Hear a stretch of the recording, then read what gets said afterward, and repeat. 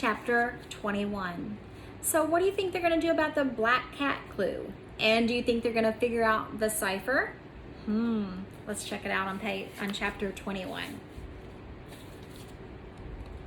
In Mr. Quisling's class the next day, Emily eyed James slumped in his desk next to her. He was irritated because he hadn't cracked Maddie's code yet. "It's only Tuesday," Emily reassured him. "We have all week."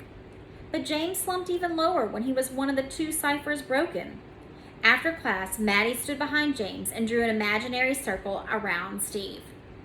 "Once you shave that off, you could draw an 8 in its place, and your head would look like a magic 8-ball, she said.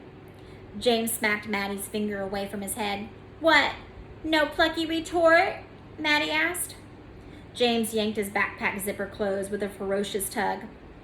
"Don't let her get to you," Emily said, as they left a smirking Maddie behind.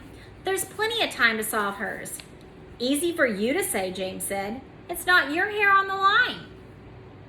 By Thursday, James had made a breakthrough with Maddie's cipher and was back in high spirits. "She didn't make it up herself," James said at lunch. They sat at what had become their regular spot in the library. "It's an alphabet from the Dark Ages called Orgon. I found it when I was researching ciphers online. Look, I printed out a copy." James slid over a sheet of paper filled with various hash marks.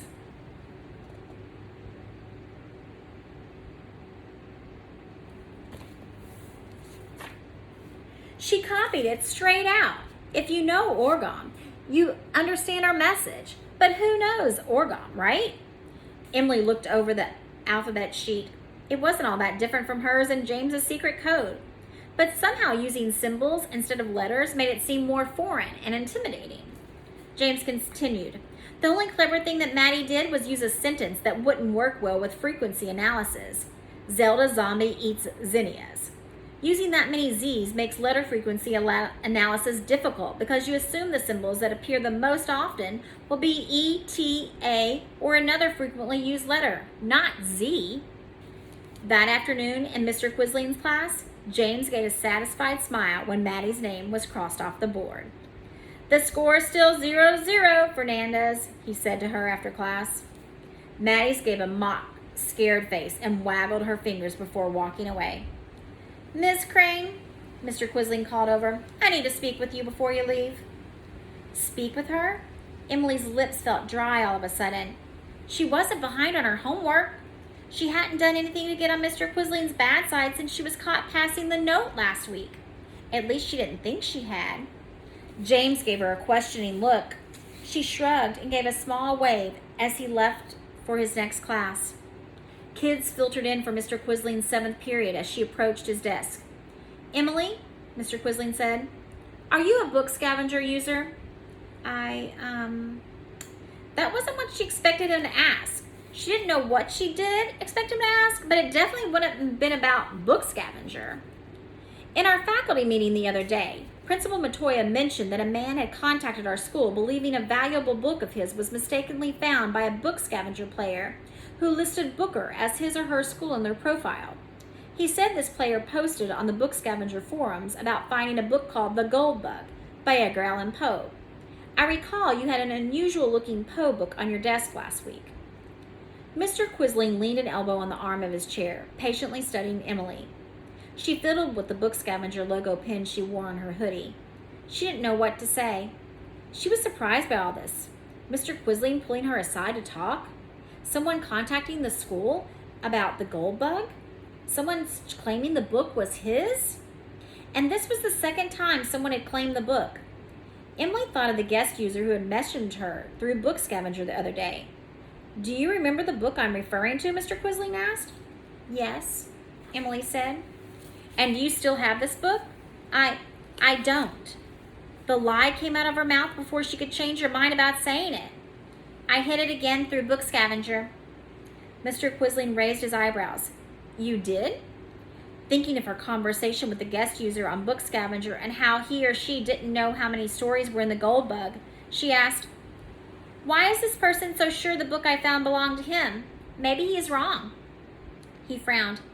"Emily, if someone has gone to the trouble of looking up your profile and contacting your school, then I would give him the benefit of the doubt. Also, not that it should matter, but this person is a professional book collector. He's not another book scavenger trying to trick you. This man believes that book belongs to one of his clients. And if it's the book he's looking for, he says it's very valuable.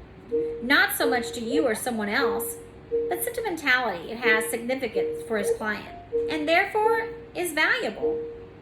It's also valuable in that this man says he will lose his job if he can't find and return the book.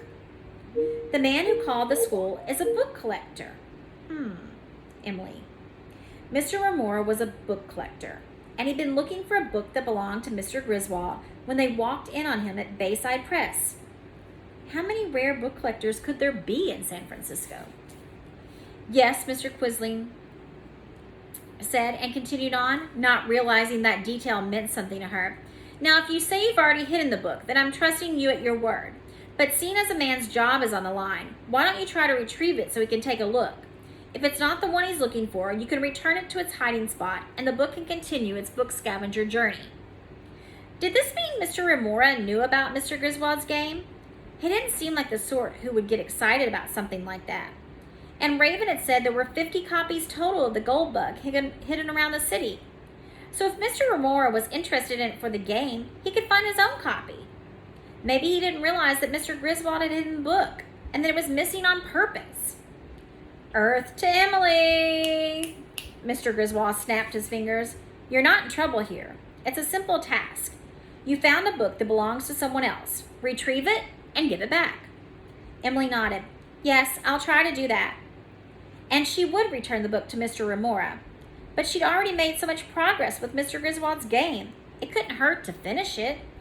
That way, Mr. Remora would have the book back in his possession, and she'd have the satisfaction of solving an entire Griswold game. Everybody would win. So what did Mr. Quisling want? James asked as they walked away from school.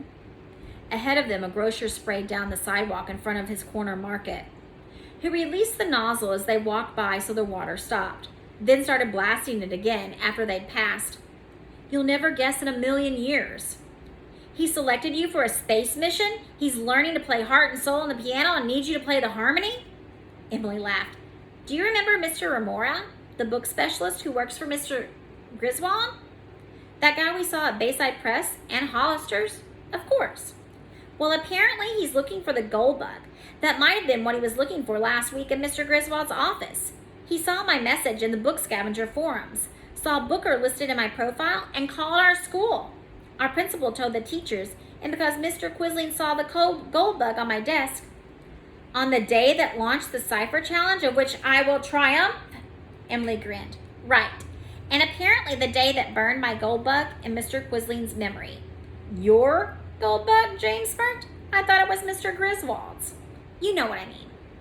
So why does Mr. Remora want the Gold Bug? Does he know about the game? I wondered that too, but I don't think so. Raven said there are other copies to be found, after all. So why would he need this one? Mr. Quisling said the book is valuable for sentimental reasons, and Mr. Remora will lose his job if he doesn't get it back in Mr. Griswold's personal collection. So did you give it back, James asked. Of course not, Emily said. How would we finish the game? James stopped walking. If Mr. Remora needs that book for his job, and maybe that's more important. James's words stung. Emily couldn't deny it. But we've already figured out some of the clues for the game, and he was so rude at Hollister's the other day. He was. But that doesn't mean that he doesn't actually need the book. I am giving it back to him, Emily said, a touch defensively. I just want to finish the game first. Sounds like a plan then, James said, and they fell in step again. No need to post today.